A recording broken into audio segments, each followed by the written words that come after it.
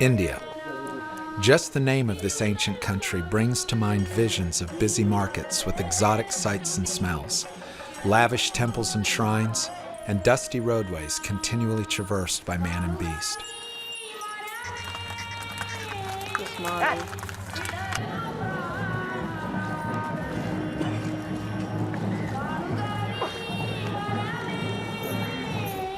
Rich color radiates everywhere, even in the slums.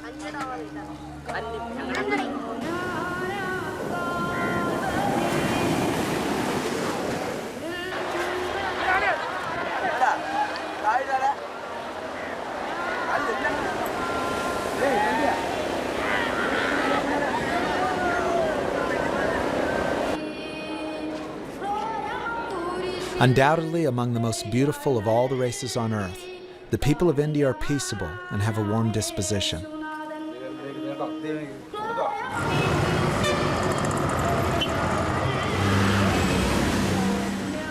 They have learned a cooperative lifestyle that lends order to the chaos of busy cities and towns.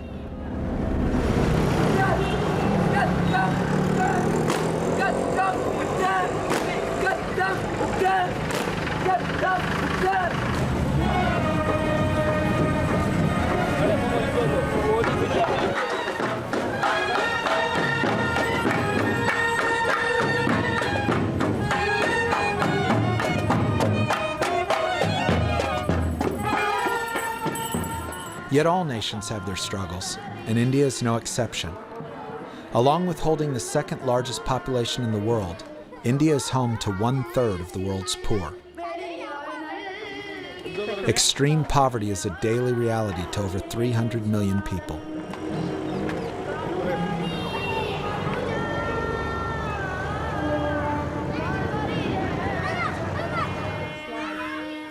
Raising and maintaining a family brings often insurmountable challenges. In such situations, people are driven to despair. The future for many of India's children is full of anguish. More than half the children in the country are malnourished. Overshadowed by the effects of a rigid caste system and deeply rooted tradition, statistics are foreboding and riddled with infanticide, abortion, and abuse. In the early 1900s, a young Irish woman named Amy Carmichael founded the Dohnavur Fellowship in the Tirunelveli district of Tamil Nadu for the purpose of rescuing exploited children from India's temples and streets. When did you come here? In the holiday. 1946. 46? How old were you? 5 days old. And one for That's wonderful. And you're still here. 30 miles from here. Mm-hmm. Amy's heart was to create a sanctuary where the children could grow, sheltered by love.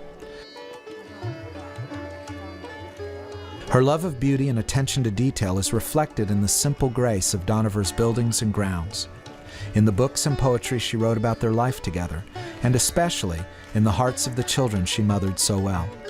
Amy taught them all to love life passionately and to settle for nothing less than God's highest. Today, Dohnavur is still actively providing a haven for girls, as well as reaching out to surrounding areas through their hospital and schooling facilities.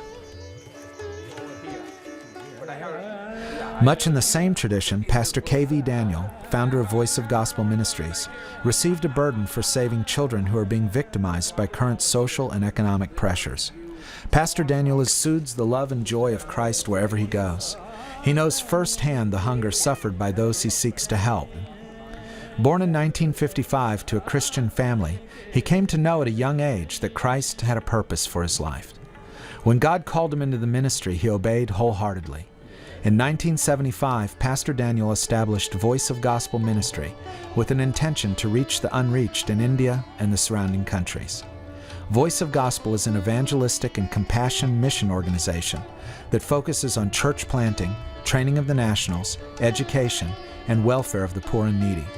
Through the years, they have planted well over 200 churches and support hundreds of native missionaries in many different parts of India. God used a conversation with one of his own pastors to open Pastor Daniel's eyes further to the immense desperation people were suffering around him. This particular brother was asking for an advance on his monthly pay and was reluctant to give an answer as to his reasons. And I asked him, why do you want this money? And he said, it is something personal, I cannot tell it to you, He wanted to hide the reason behind, why he wanted the money. But I insisted him and I said, unless you are going to tell me, I'm not going to give you money. So finally, reluctantly, he said, Pastor, my wife has become pregnant again. I already have a child. I cannot afford to have one more child. I cannot feed one more child. So the only alternative is to get the child aborted. That really shocked my mind. Being a missionary, living with me, if he will do like this, who has known God and who has a personal relationship, as a true Christian and who has to guide others and lead others, and if he is going to do this, what will be the condition of the world, whom they do not know about anything about God? Daniel took time to seek God about this matter, and while praying, he felt God call him to take a large step of faith. Then the Lord spoke to me, these people are aborting their babies because they cannot afford to feed one more mouth. So if you can take care of these children, and if you can supply their food to these kids, to their homes, their parents will never abort these children, but raise them. This brought about the birth of the Save a Life Today, or SALT project.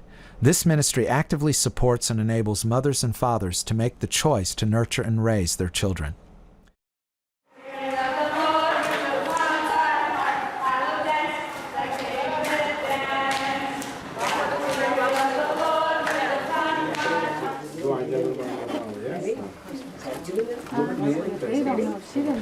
In September of 2000, Pastor Daniel's heart for rescuing children grew even larger, with a vision concerning children of all nations. I saw a vision. God showed me a vision. In that vision I saw trucks and trucks loads are coming and dumping the dead bodies of the babies into a big pond. And I saw the trucks are waiting in line so that they can come and dump and go. So when I looked into that, I saw all of them are the dead bodies of the babies from different nations, of different color, of different age groups. Then the Lord spoke to me, are you not worried about these kids, these people? Then they are my generation, they are my future generation. They are the next statesmen, apostles, pastors, leaders of the nations. But because nobody cared for these children, they are dead. God spoke in answer to Pastor Daniel's heart, telling him to open mercy homes where a pastor and his wife, or a willing Christian couple, would take in 10 children and raise them with Pastor Daniel's support. He was to find sponsors for the homes, to provide the food, clothing, and schooling each child would require. It was of utmost importance to Daniel that the children be raised in a family, not an orphanage environment. He desired them to grow up with godly parents who would guide them in the teachings of Christ and love and nurture them into adulthood. In the Bible, in the book of Esther, we know that Esther was an orphan, raised by Mordecai.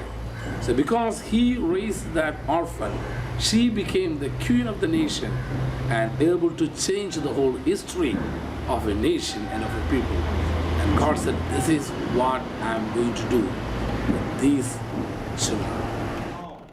Today, this vision is a reality, with 30 mercy homes in operation around India. Parents like Prema and Premraj are raising children that have been rescued from harm as if they were their own.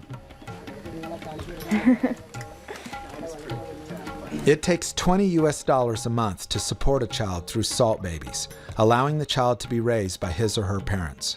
Many lives have been saved and families brought to Christ through this ministry. It takes $200 a month to operate a mercy home. This covers all the expenses of food, clothing, and medicine for 10 children's needs. The children in each of these homes are loved, nourished, educated, and raised up together as a family, grounded in the love of Christ. The response of each child received into one of these homes has been tremendous, and the joy on their faces bespeaks the fruit of the labor. She said she wants to be in the ministry. Okay. Oh, she too wants in the ministry. Oh, she too wants in the ministry. Okay. Oh, she too. She also wants to be in the ministry. She wants to be an advocate, attorney. Oh, okay. Good for you. Good for you. She wants to be in the ministry. Yes, you want to be an advocate. She wants to be a computer engineer. Great. She wants to be in the ministry. The ministry. She wants to be a teacher. All right. She wants to be in teaching position and also wants to be a minister. She wants to be the collector. That means the one who sits like the city mayor.